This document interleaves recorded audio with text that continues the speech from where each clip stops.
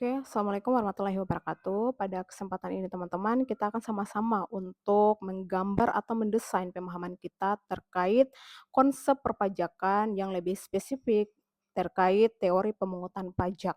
Nah, teman-teman, pada teori pemungutan pajak ini kita akan belajar bersama tentang 5 aspek yang sudah dibentuk dalam Ketentuan Umum dan Tata Cara Perpajakan. Nah, untuk teori pemungutan pajak itu ada 5 yang akan kita jelaskan. Yang pertama, kita masuk pada teori asuransi. Nah, teman-teman, sebenarnya teori asuransi dalam konsep perpajakan itu seperti apa? Teori asuransi yang menjelaskan bahwa pajak itu dianalogikan sebagai premi asuransi, di mana ketika kita, telah memperoleh perlindungan, keamanan dalam suatu negara Indonesia, maka kita diwajibkan untuk membayar pajak agar bisa terjamin keamanan dan ketertiban serta menjamin perlindungan dari suatu negara Indonesia. Nah, itulah dianalogikan bahwa pajak dikategorikan sebagai premi asuransi. Yang kedua di sini kita masuk dengan namanya teori kepentingan. Nah, teman-teman, sebenarnya teori kepentingan itu apa sih dalam konsep perpajakan?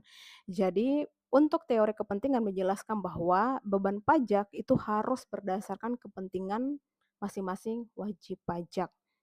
Artinya gimana nih, teman-teman? Nah, ketika teman-teman memiliki kepentingan itu, apa ya, melakukan pekerjaan di negara Indonesia dan bersumber dari, negara, maka teman-teman akan membayar pajak sesuai dengan penghasilan yang teman-teman peroleh atau sesuai dengan kepentingan kinerja yang teman-teman lakukan. Nah, pajak itulah yang akan dikenakan atas penghasilan yang teman-teman peroleh dalam negara Indonesia. Nah, itulah yang disebut sebagai teori kepentingan. Selanjutnya kita masuk pada poin yang ketiga, yaitu teori daya pikul. Nah, pada teori daya pikul ini mendasarkan pemahaman kita tentang suatu konsep yang menjelaskan bahwa pajak itu harus memperhatikan daya pikul atau, kemampuan wajib pajak dalam membayar pajaknya.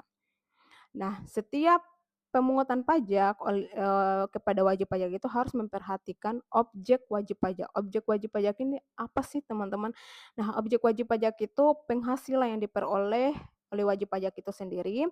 Jadi, proses pemungutan pajak itu harus memperhatikan kemampuan wajib pajak.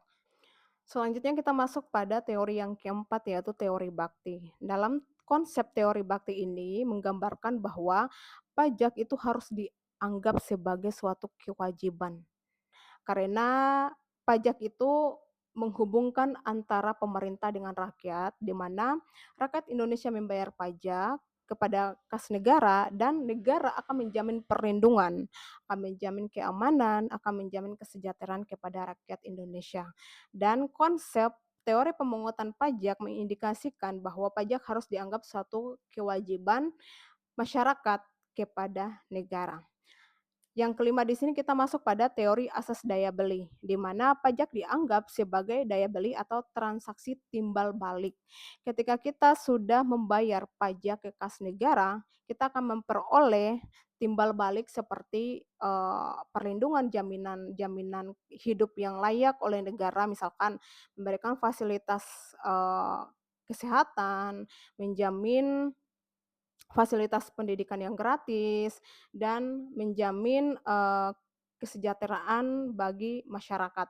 Nah, itulah yang dimaksud dalam teori asas daya beli yang menjelaskan bahwa pajak dianggap sebagai daya beli atau transaksi timbal balik. Nah, itu saja, teman-teman, konsep teori pemungutan pajak yang mendukung adanya pemungutan pajak di Indonesia. Cukup sekian dari saya, terima kasih.